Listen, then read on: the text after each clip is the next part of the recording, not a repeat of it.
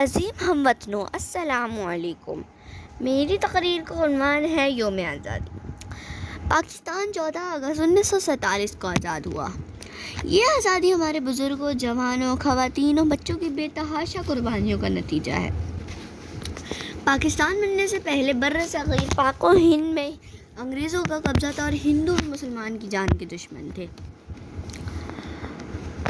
مسلمان کوئی بھی کام اپنی مرضی اور آزادی سے نہیں کر سکتے تھے، ان پر تعلیم کے دروازے بند تھے اور اپنی مذہبی رسومات میں بھی بہت دشواری اور مشکلات تھیں۔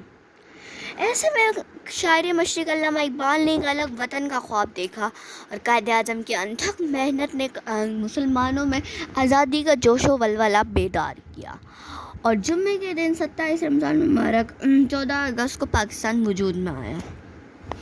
اے اللہ، ہمارے ملک پاکستان کو دشمن کی میلی نظر سے بچا اور ہمارے آزاد ملک کی آزادی قائم رکھ، کیونکہ آزادی بھی ایک نعمت ہے۔